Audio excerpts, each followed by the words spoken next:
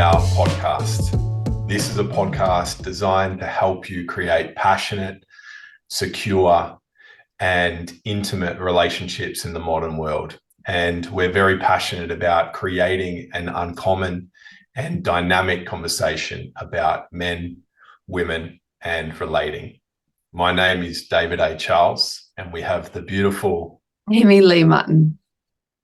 And today we're going to be diving into masculine leadership. We're going to be exploring what it is, as well as some key points about masculine leadership. And one of the things, again, that I'm super passionate about is bringing uncommon perspectives and dialogues around things that we all struggle with around relationships.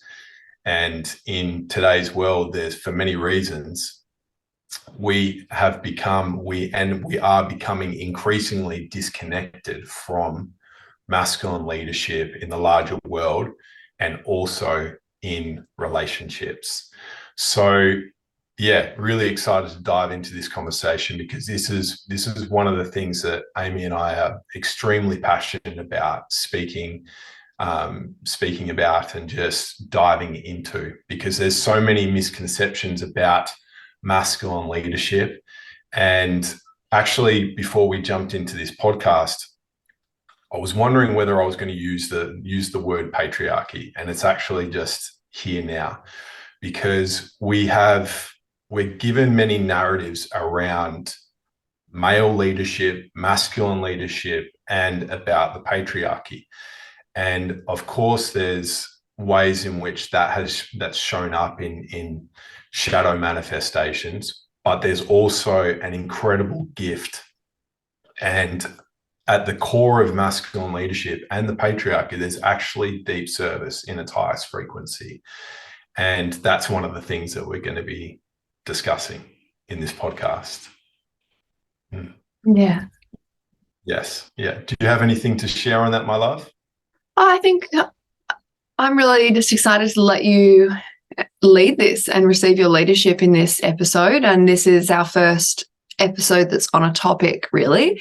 We started just with an intro and then a 3-part into our love story that really laid the foundation for this podcast and how we came to be where we are, both in our relationship and as individuals, and what and why really lights us up about relationships and why we want to be of service in that way. So I think that this is the perfect place for us to start in terms of a topic of a podcast.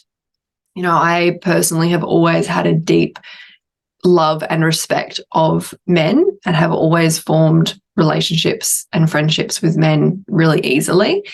And also, when we started relating and we started having conversations about things like the patriarchy, like feminism, like the way of the world, I feel like I could somewhat see it, but I was also really blind to the narrative and the way that it's been woven into our culture and society. You know, like I remember watching things on Netflix and, you know, watching different shows and different movies, and I can be quite passive when I watch things. You know, you have a very different nature to me where you're very, you're always analyzing everything and like right down to the detail. And it's something that I can do, but I also, particularly when I consume content, I'm just quite passive to it. And of course, this is the hypnotic state that we're all constantly in, but you have this really beautiful gift of being able to be so penetrative and analytical with everything that is in your field of vision. And I know that can sometimes be challenging for you. So when you started pointing out to me different things that were in shows and movies and all these types of things, it really opened my eyes to just how deeply we have been programmed to be a particular way. And it actually really helped me to come back home to my naturalness and to my natural way of desiring to relate to men. And it feels very natural and very easeful for me to be in such a deep respect of men, because it was the natural way that I wanted to be, that I came here to be. And so I'm really grateful for that analytical part of you and your leadership in helping me to see the wider programming that we as a culture and we as a society have been programmed with. Yeah. Absolutely. And it's really interesting that, well, first off, actually, that it's a very different experience. Like, many women have great relationships with men and maybe they have male friends, but it's a completely different field to be in, to be in the field of being led by a man as well. And just bringing back to like the first episode, we shared that this podcast and what we are stepping into and what we are in as a couple is one of more of traditional roles. It's something that we personally feel much more aligned to and relaxed in, and there's a sense of ease that, like, the more that we step into that, the greater the ease comes for both of us. So yeah, definitely wanted to drop that in there as well. Yeah. I would love to just add something on that. I just want to offer an invitation to people listening and watching that just to be really aware of anything that comes up when you hear traditional roles, traditional gender roles, and just take this as an opportunity to check in with what your relationship to that concept is. Yeah. Yeah, absolutely. Yeah. Yeah, because and just going back to like the conditioning that we receive, that so much of the conditioning we've received about masculine leadership and about the patriarchy, if you just connect to a moment, where is that coming from? I believe that at its inception, there was such a beautiful message that was coming through. And actually listening to the interviews from women that started there's a heap of different narratives around it, but I have heard from people that, like, women that created the feminist movement, and one of their messages that they give is like, we kind of got what we were fighting for, and a lot of the stuff that's happening now isn't in alignment with the original messaging that they were coming out with. And I think it's just really important to be aware of, is the conditioning that we're receiving now about masculinity, is that coming from love, or is that coming from reactivity? Is that coming from fear? Is that coming from a place of fighting and trying to have power over something else? Because, yeah, in its truth, like, we're all powerful. Like, men, women, we're powerful. We're not the same. We're not equal, but we're equally powerful. Like, it's like the paradox. We're equal, but we're not equal. We're the same, but we're different. And yeah, that's one thing that we're super passionate about, is like the interdependence of men and women coming together, the union of two, the intermeshing. I have strengths that Amy does not have. Amy has strengths that I don't have. And within that union, we become even stronger. So yeah, we could talk about this for a long time, but just keeping it back on point about masculine leadership, what I wanted to dive into here is that it is very much an individual journey. My expression of masculine leadership is going to be very different from the next man's. And it's actually quite paradoxical and deeply nuanced in nature as well, because it involves each man taking responsibility for their own leadership. It takes a man being deeply honest with himself and any shadows that are showing up within his leadership, and paradoxically listening to nothing external to himself, and only listening to himself deeply, but also listening to everything. It's very paradoxical in the way that we take feedback, because if you're a man and you're listening to every single piece of feedback that you give, that you receive externally, but you're not listening to yourself, you'll be like a plastic bag caught in the wind. But if you only listen to yourself and you don't listen to anyone else externally, then it's very easy to head in the wrong direction and for your leadership actually to be not effective. It's such a dance, and it's actually really linked to that conversation that I've been having in our love story about the dance of solidarity and compassion. Like, compassion very much is like listening to other people, listening to what impact you have on others. But the solidarity is so much about listening to yourself first and only to yourself. Yeah.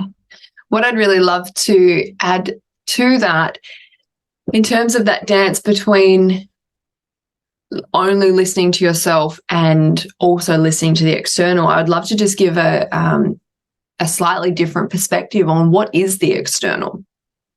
You know, if life is the experiential vehicle that is taking us to come to know ourselves, and all it is we're here, we're in this play, there's characters, there's experiences, and there's different things. Like, we only know ourselves by having an external relationship with the world. Otherwise, it's just us in the dark, right? So what is life? What is the experience? What is the external? What are the conversations that you're having with people? What are the different relationships that you have with people, things, situations, experiences, social structures? It's feedback. It's always feedback in some way. And then it's really about learning your discernment on what you do with that feedback. Because sometimes, you know, like, I know that Dave has had this experience of something external bringing feedback into his world. For Dave, a lot of the time, it is about not being swayed by what is happening in the external, right? So the messenger that is external to him, oftentimes for Dave, because of the man that he is and what he's really here to learn and experience, it's actually about him choosing to not follow the guidance of what is external to him and truly trust his own inner compass.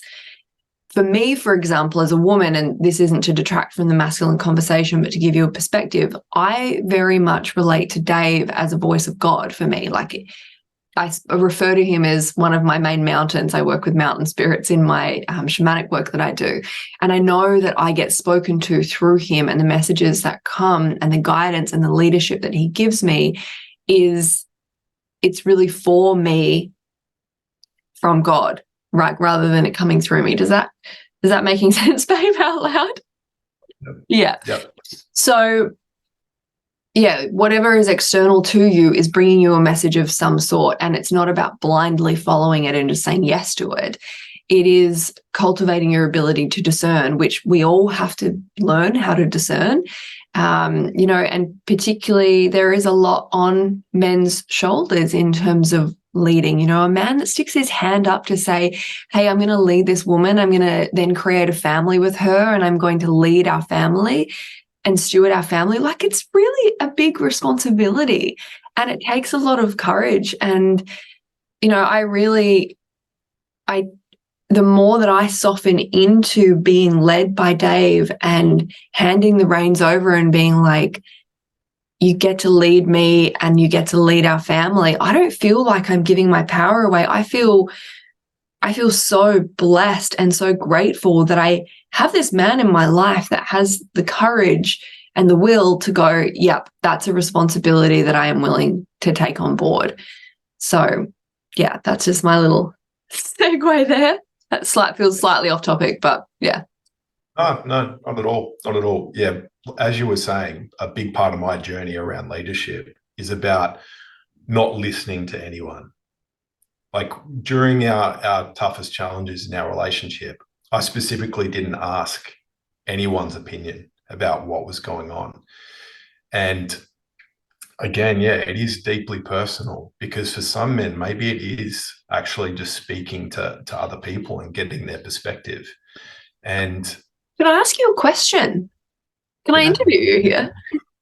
Yeah. I would love to hear your thoughts on, do you think it's possible that, you know, in the ultimate, not that there's an ultimate framework of masculinity in terms of there's one way a man should be, but do you think that perhaps longer term for men, it's about not being as swayed by the external world and really trusting his own inner leadership and vision, but that we're at a time in society where there's a lot of men that at this point need to look outside of themselves and really use that external frame to find you know, mentors, coaches, figures in society like yourself, like, you know, maybe Jordan Peterson or, you know, other people, to help steward them back to themselves, and then maybe walking towards a path of being more in that quadrant? Great question. So I think my first response to that is that it's about listening and it's about embodiment. That many people, and men included, are very deaf. Like they might hear surface layer words, but for me, it's really about listening deeper than that and learning to listen to the deeper meanings that life's giving. That because ultimately, like, life is trying to show you how you can become the highest, fullest, most powerful version of yourself. And in not listening to other people, I was listening deeper. Like, I was listening to other people, but I was listening deeper. I was listening for the reoccurring messages, the reoccurring patterns, that life was trying to show me. So yeah, I think that ultimately what men are being called to is to listen more deeply and to come to a place where their voice, like, they're so deeply connected to something larger than themselves that they don't listen to the noise. They can listen deeper than that. Does that answer the question? It feels a little bit cryptic, Yeah. but Yeah, no, I think so. And I think part of what I'm hearing you say that I want to put in bold text is the very first listening, the primordial listening for a man is to tune into himself and create a vision of who is the man that you came here to be. yes. Like, in your deepest, wildest, if you had it all your own way, like, who did you come here to be in your highest vision of service to something outside of yourself and something, the grandness within yourself? The primordial listening is, who did you come here to be? Yes. We're going to be receiving messages. And I think that for many people, the first part is just listening to people. And it's like through listening to people and starting to build that awareness, we can then start to build deeper discernment. And we can then learn to, like, it's such an interesting relationship actually between listening to other people and to listening to ourselves. And they're so like enmeshed, they're so linked. And yeah, if you can't listen to someone else, can you truly listen to yourself? I don't know. I don't know. I guess this is also taking the emotionality out of it too, because to listen to someone else, to truly hear, like you were saying, that underneath is to not be emotionally led or reactive to that surface level, which takes a certain level of self-responsibility and awareness of, like, okay, am I reacting to that because it's pushing on a pain point? Am I feeling that I'm in comparison to that man? Like, oh, I could never fucking go to a man's circle, or I could never reach out to a masculinity coach because I feel so inferior. Like, is that actually a part of the man that you came here to be? Or does the man that you came here to be only get to come to life because you courageously go, hey, mate, I actually could really do with some leadership here? And in ways that is leadership. You're leading yourself in doing that. And it's so easy to become stuck and stagnant. And ultimately, if you can't lead yourself, how are you ever going to lead someone else? And that's where it really, like, that's really the ground floor. That's really the ground floor for men. It's like looking at your life, being connected to your values, like really landing, what are your values? What's your vision? What is your dream for a relationship? What's your dream for your life? If you don't have that sense of direction, how can you ever expect to lead someone else? If you're not clear on your values, if you're not, like, I'm seeing so many times that we had challenges. That was really our direction point, was what am I complete stand for?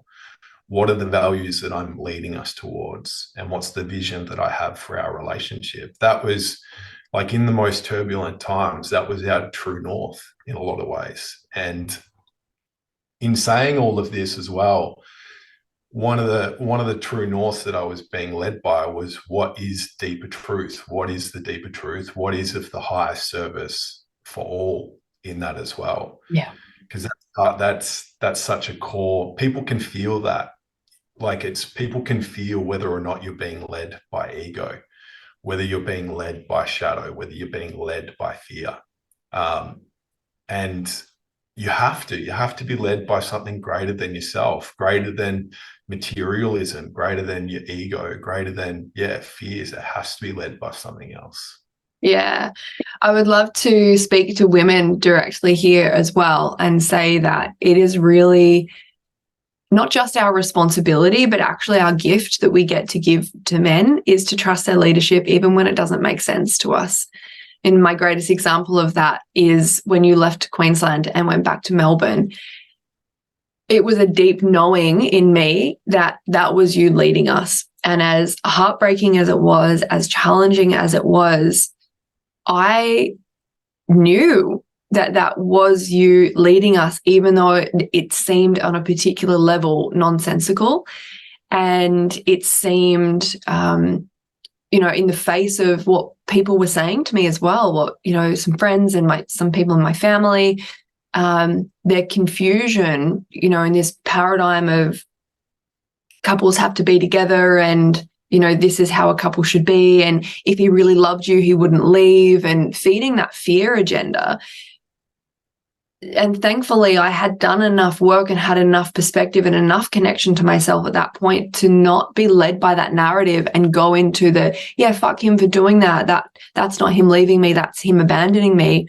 To actually be able to go, no, I know that this isn't clear right now, but I know that I trust him and I trust his leadership. And whilst it's not the direction I would have chosen, it's direction in some direction. And that's what we need right now, because we can't keep doing what we're doing. And so, I know that it is such a huge gift to a man for his woman to trust his leadership, even when it doesn't make sense. This is one of the major ways that women emasculate men, and that has created this situation where men aren't doing the things and aren't stepping out in life, making the big moves, making the choices that would actually lead to this greater life that the union itself is seeking. So women, please, this takes you being deeply connected to yourself and being able to rest into, whether it's God, life force energy, whatever it is that you can rest into that is bigger than the physical entity of your man, to rest into the masculine life force that's holding you when he is going on this journey that makes no sense to you.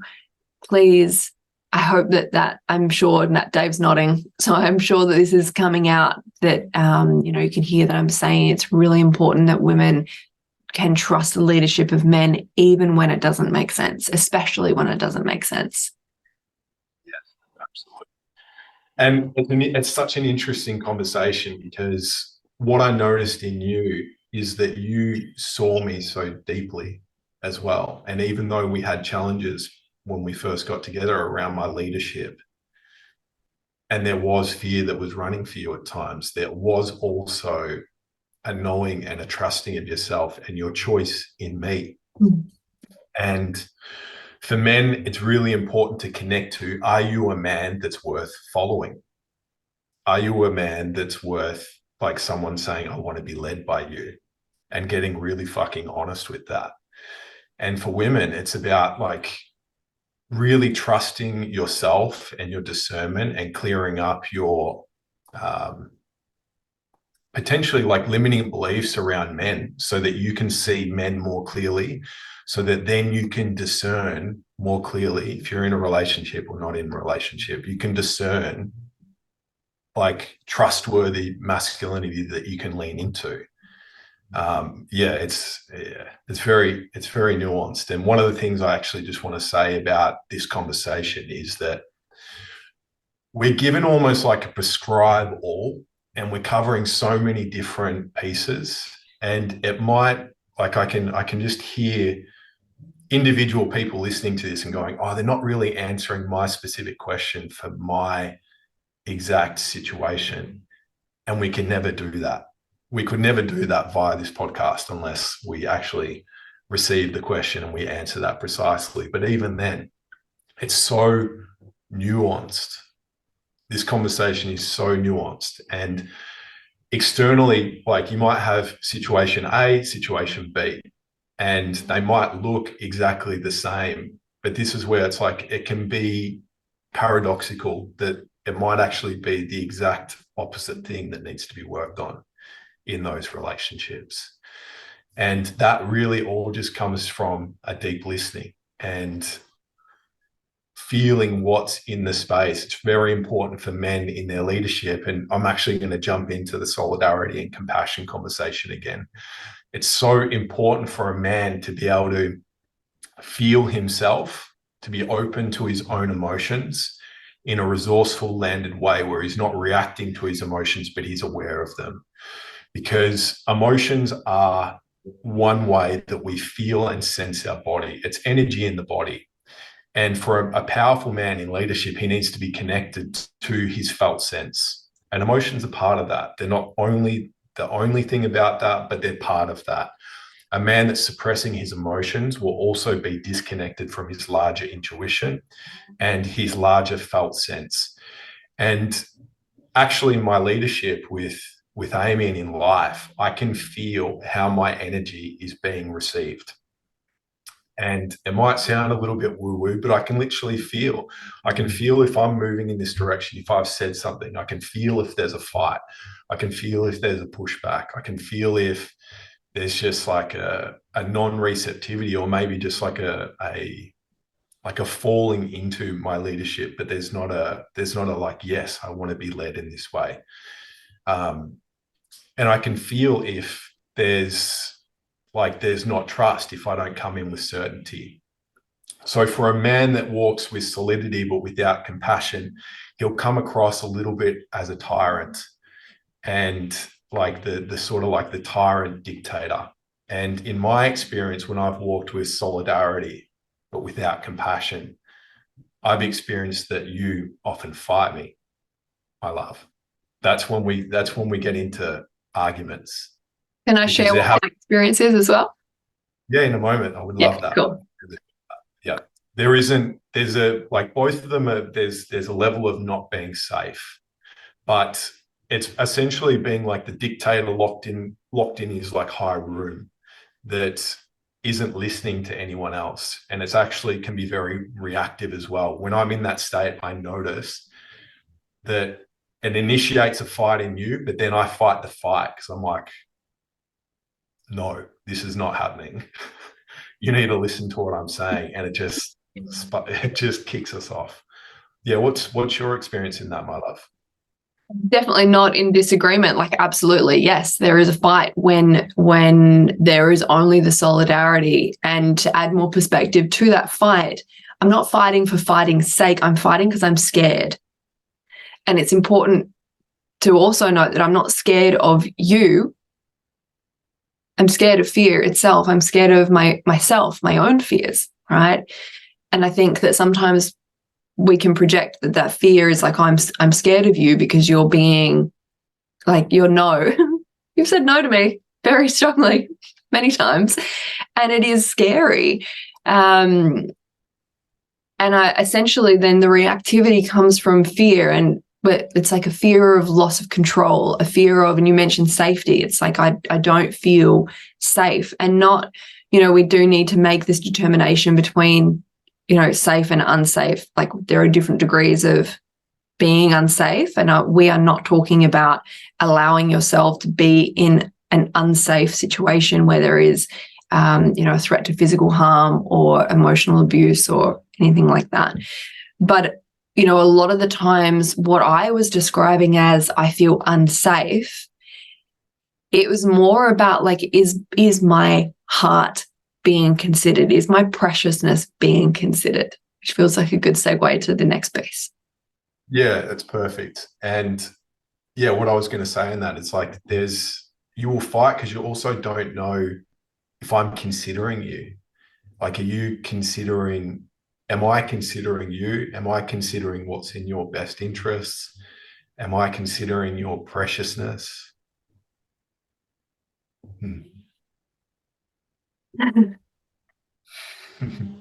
Anyone watching the video can see that I'm getting really emotional listening to this, because there's been so many challenges that we've had that, as we've learned how to relate like this, where Dave has learned how to lead us, that perhaps he's come in with this really strong solidarity, and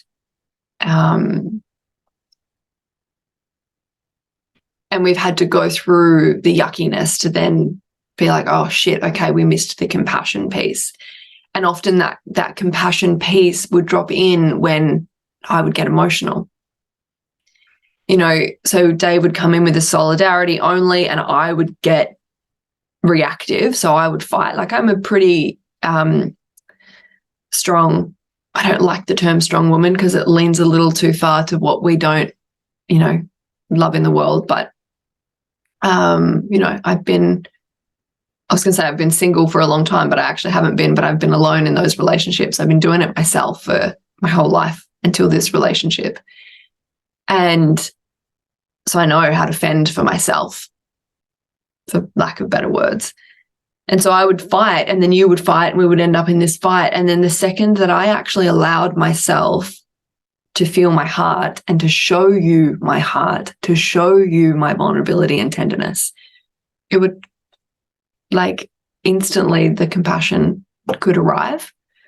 And so, you know, what I know as my responsibility now, and I try and do this, and sometimes my nervous system isn't perfectly regulated to do this straight away, but is to allow my tenderness to be present and to know that sometimes you're just on a mission. And yeah, it's sometimes you can, men will sometimes just come in with this strength that they're on a mission, and women, we get to actually just, when you're rested into something bigger, a bigger faith, like, it is easier for your heart to be open, and you can be like, oof, hey, that hurts, and welcome that compassion.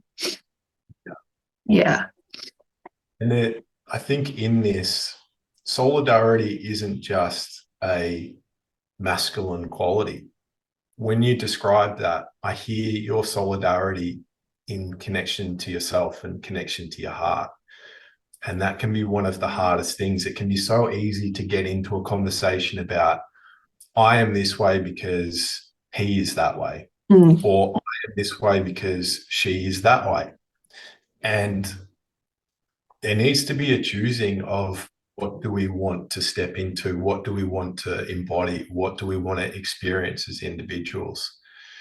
And we support each other. It's not, we don't create change in relationships in a vacuum. And what I mean by that is we co-support each other. Paradoxically, one person changes a relationship, but there's also two people, and we can co-support. And that's what I've noticed, is that, yeah, if I come in super hot, super solid, and without that compassion, and we begin to fight, as soon as you crack, as soon as you have showed me, which can be the scariest and the most courageous thing to do, is to show me the impact that I've had on you, and then I soften. And then in that we move forward, rather than just fight. Yeah. I would love to share a bit of a flip side to that, because there's been times where actually you've come with compassion and I've been the one looking for the fight. Yes. And this is really then leading the conversation of why the balance is important, not one bigger than the other. Because I will put my hand up to take responsibility for the fact that I have sometimes, like, I'm just as responsible for this, you know, like, I feel like that where we've been so far kind of looks like you've come in as the big bad wolf so often, and I've been the scared little girl, and then I've had to show you my tears so that you would then soften, and it kind of paints you like this, you know, tyrannical person. But the flip side of that is there have been times where actually you've come in so lovingly, and from my own shadows, and I see women doing this, from my own shadows, I've kind of like taken that and allowed it to be the fodder for me to continue running my own subconscious programs and shadows, almost like to take advantage of your heart, to take advantage of your compassion so that I could stay scared. Like, why would I do that? I would do that to stay in my own fear and be closed in my heart. And that then, there is only so much rope in a man's, a man really connected to his masculinity and his masculine leadership only has so much scope to be in that compassion, because he will not be taken advantage of for his heart. And so I would use that rope pretty quickly, and then you would flip into the other end, which I actually needed, right? Because the feminine is trying to calibrate to the masculine, and that solidarity has more of a strong masculine flavor that I kind of needed to crack me. And so when we were more dysregulated, we would flip a lot between these poles, and I would subconsciously create the fight to get that big, strong solidarity reaction. It's so paradoxical. It's kind of hard to describe. Perhaps I know that I'm talking about. You speak a lot more clearly about these things, and you can describe better what was happening. Yeah, like certainly if I came in with just compassion, with less solidarity, there was, if you were in more of like a fear response, then yeah, I noticed that you would step into more like you would become more masculinized. You would, there was almost this sense from you, there was no structure, there was no safety, there was no direction, there was no container. I certainly found that frustrating as well, because it was like you would often say to me, I want you to bring like more compassion to me, or lead more with your heart. And there was a period of time where it used to frustrate me so much, because when I did that, you would step into that more masculine role, you would start directing me, and I was like, that's a that's a big no for me. Yeah. With that sort of masculine, like masculinity, sort of that sort of, that's a no. I'm certainly, just to be clear, I'm certainly open to direction from people, and to being like, I'm okay with being a follower, being led, but there's certain frequencies.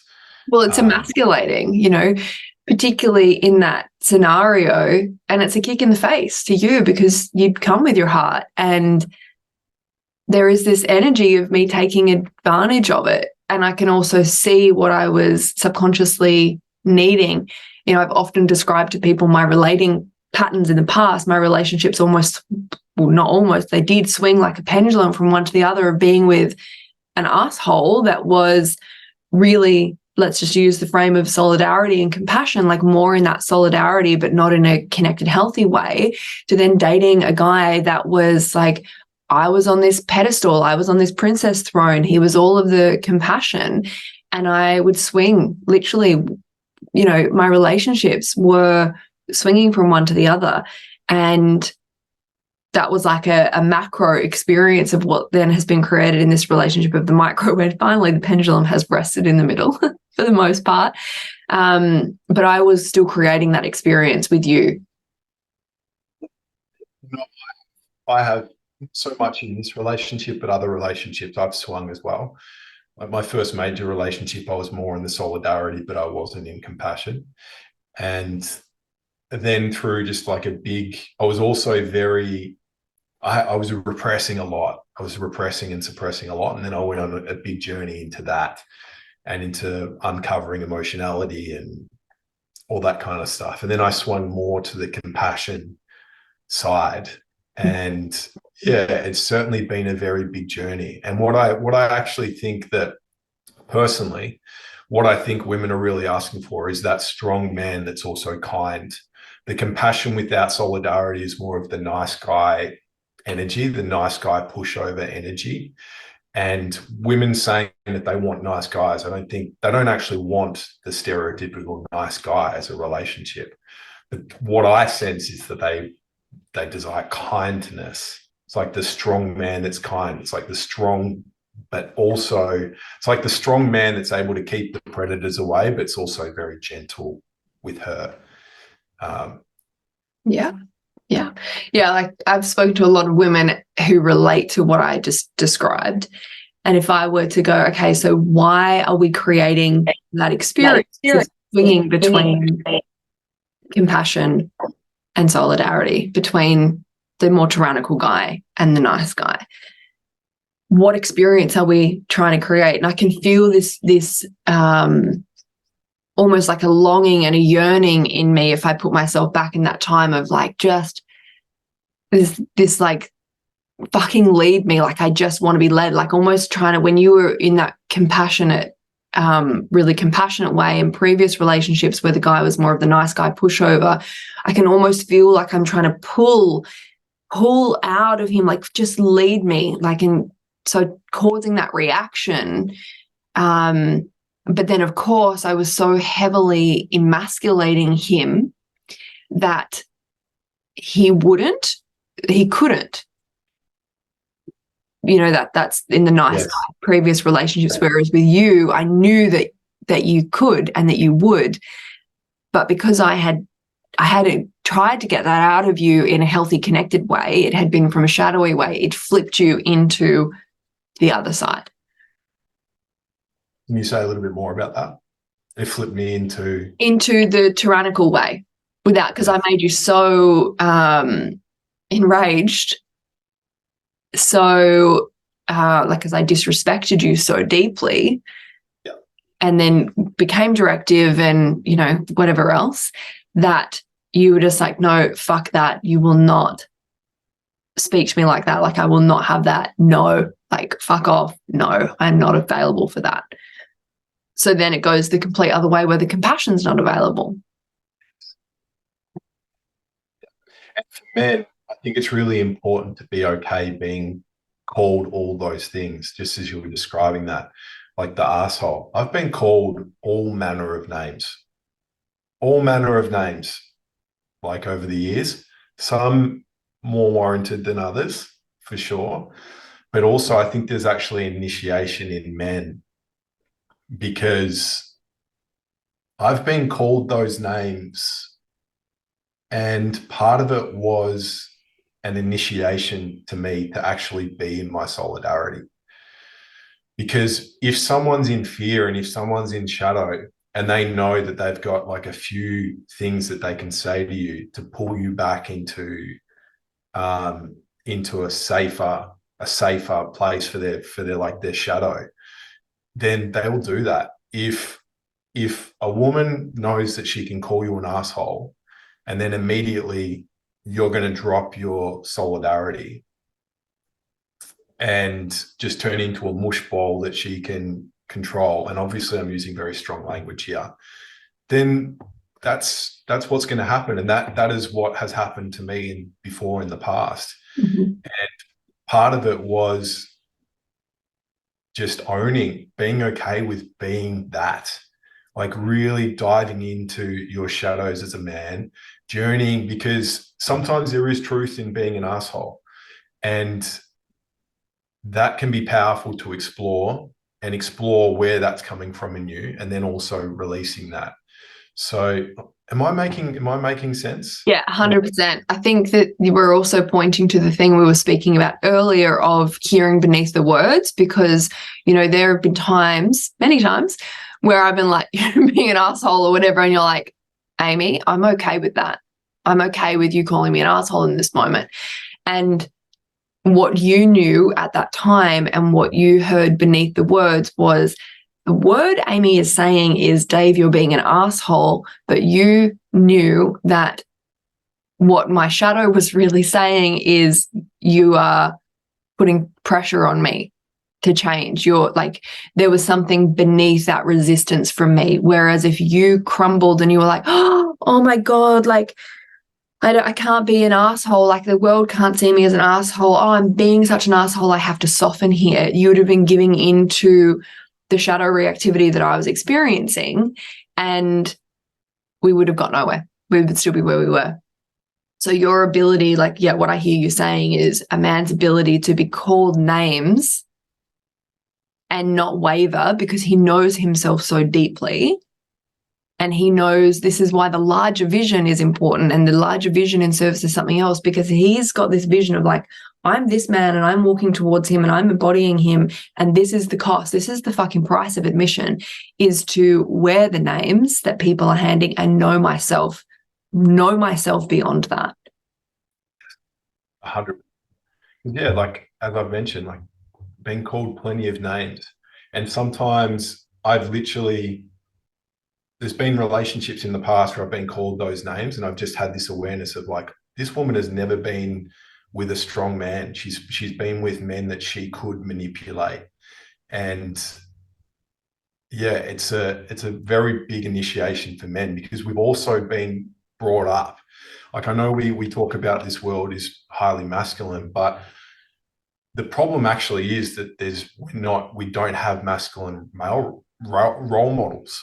And so many men today, I think this is why we're having a crisis of masculinity and of masculine leadership, is because so many boys grow up in environments where their natural dynamicism and their natural, like almost like their assertiveness and their own embodied sense of power, they're disconnected from that. Don't play too rough. Don't be this. Don't do this. Oh, just sit down and be quiet. And all of those are just expressions of energy that are trying to move through men. And in their healthy version, it blocks it from becoming healthy. We need to play. We need to explore. Yeah, we really have cut the legs off of a lot of men, and through our school system, and now through a lot more through movies. So important for a man to really tap into his aggression, into his assertiveness, into his sexuality. All this stuff is linked. All this stuff is linked to a man's ability to be a powerful leader, and to be a mature leader that can lead other people for like in higher service. Yeah. Yeah, this stuff is part of such a big conversation. And I'm being mindful of time, of how long.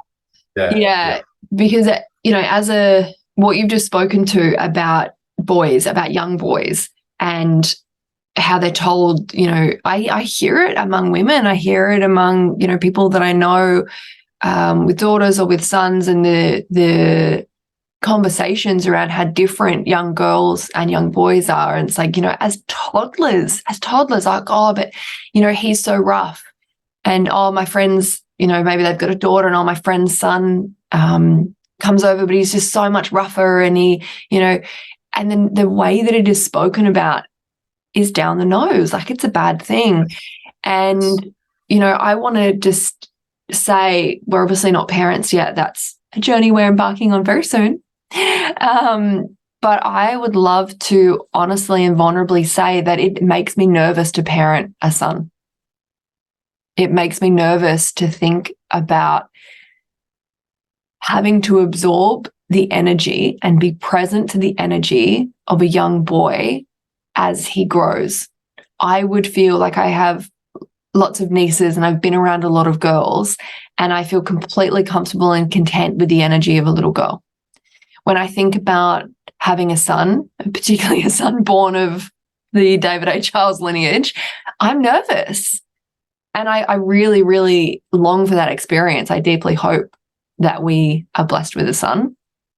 But to the mums out there of boys, like, I feel you, and I feel that it creates, it's a big energy to hold, but it is so critically important to the future of masculinity, and therefore the future of humanity, that we are doing enough work in ourselves to hold the tension of parenting boys, and not telling them, don't be rough, don't push the blocks over, don't go and try and lead the other kids in the schoolyard. Like, he is trying to learn and embody the truth of who he came here to be. And we have culturally and societally over the past few decades deeply disconnected men from their innate expressions of masculinity and ended up where we are now, with men that don't know how to lead, men that are fearful of being led, men that are fearful of being called tyrants and bullies and misogynists. And as you can see, as a result of the state the world is in and the result of how relating is, it's not really helpful to us in the long term of creating a humanity and relationship dynamics that thrive. So it really does start with our sons. It starts with boys and how we are speaking to them. And then also, like, the sisters are hearing that, the little girls are hearing that.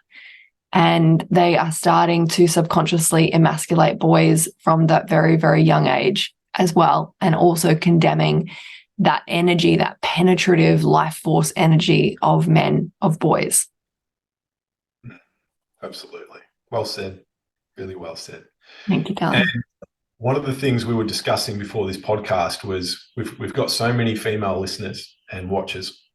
And if you're a man that's listening to this and resonating, or if you're a woman as well, and like if you're resonating with this, like share it with men, really share it with men, because yeah, men are just we're a different breed. We're a different breed to women around this sort of stuff. And it's really important that, like, one of the things I'm most passionate about is really connecting men to obviously their masculinity and to their innate nature that's been disconnected from. And that's the intention of this conversation, is start to pull away some of the illusions and the social narratives that we're having around masculine leadership, and also the way that men relate to their own masculinity and their own leadership. It can be so clouded. I know that, like, as we've spoken about, I've journeyed with this so much, of pulling back the layers, pulling back the illusions that have been through one means or another kind of installed into me by the society that we live in. And it's really our ultimate responsibility to get clear on those and to release them. So just kind of covering over the three main points from the podcast. We talked about the balancing of solidarity and compassion.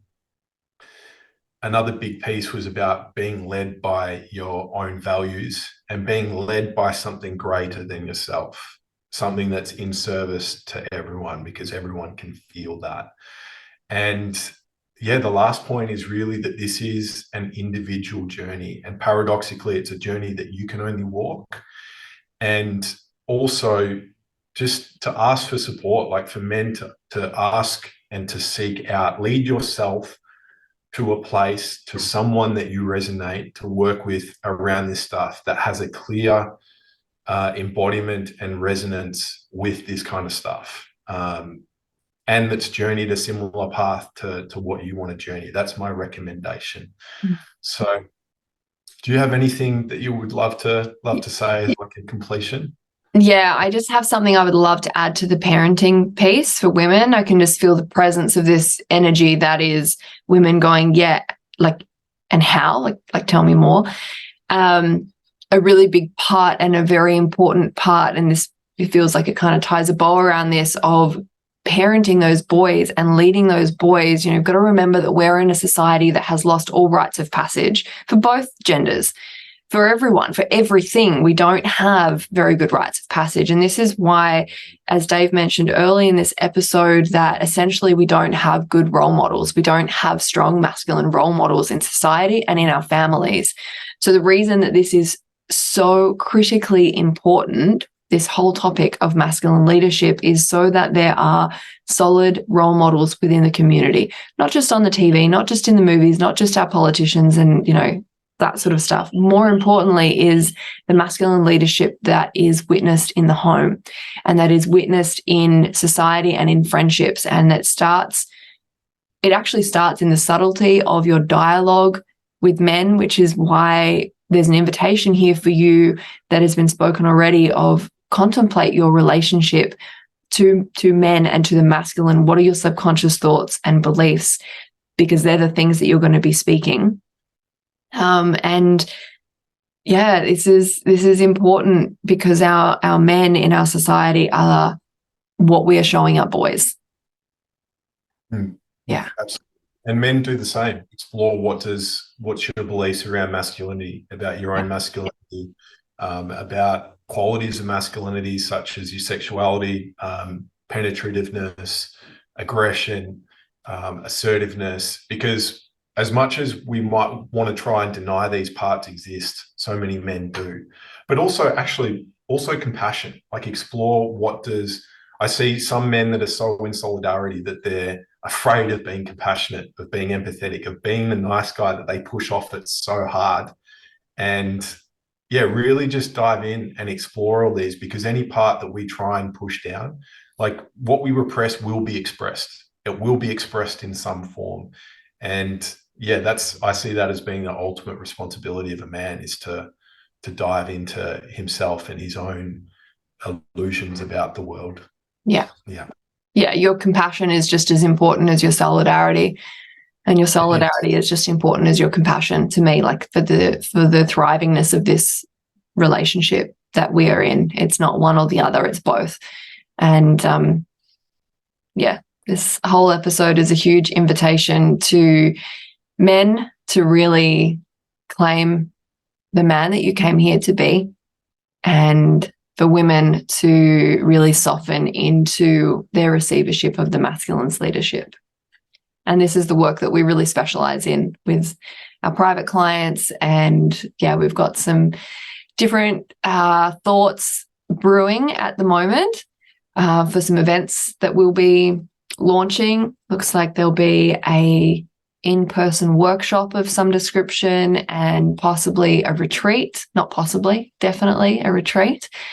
And there will be some online programs as well. So if you've just clapped your hands together in joy and glee, let us know what you really feel like you need out of those spaces. We have a lot of stuff dropping in for us, but we're also really happy to be led and respond to what it is you desire, because we're going to use the external world of God speaking through you to us. This is what we are really, really passionate about.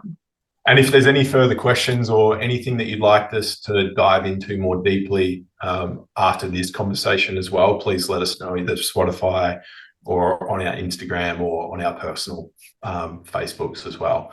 So yeah, this has been the Sacred Vow podcast, exploring masculine leadership. And thank you for joining us. We're looking forward to continuing this discussion and many more. Thanks, guys.